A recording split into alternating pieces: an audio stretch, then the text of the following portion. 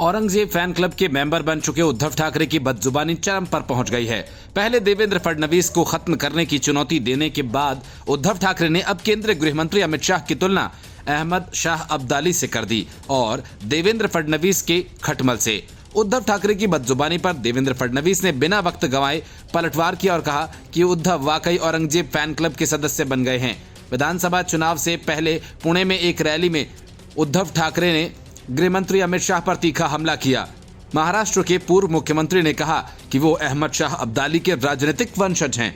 महाराष्ट्र के पुणे में उन्होंने कहा कि आज से मैं अमित शाह को अब्दाली ही बोलूंगा, अगर आप मुझे नकली संतान बोलोगे तो मैं तुम्हें अब्दाली बोलूंगा। उद्धव ठाकरे ने कहा कि नीतीश कुमार, चंद्रबाबू नायडू हिंदुत्ववादी व्यक्ति हैं, क्या अमित शाह बताएं उनका हिंदुत्व कैसा है? अब्दाली का वंशज पुणे में आकर बोल के गया। अमित शाह को संघ का हिंदुत्व मान्य है क्या? बीजेपी ने सत्ता जिहाद शुरू कर दिया है।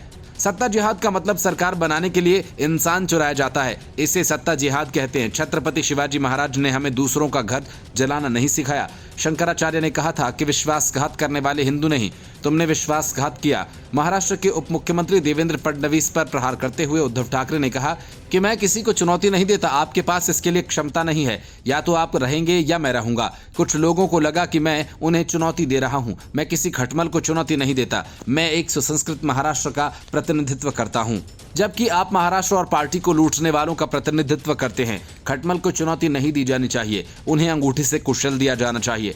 ठाकरे ने फडणवीस के दावों को खारिज करते हुए कहा, अपना तीखा हमला जारी रखा। उन्होंने कहा कि आपने कहा कि मेरे साथ खिलवाड़ मत करो, आपके पास इतनी क्षमता नहीं कि हम आपके साथ खिलवाड़ कर सकें। ठाकरे ने कहा कि जो लोग विनाश करते हैं वे सत्ता में नहीं रह सकते, इसलिए मैं कहता हूं कि या तो आप रहेंगे या मैं।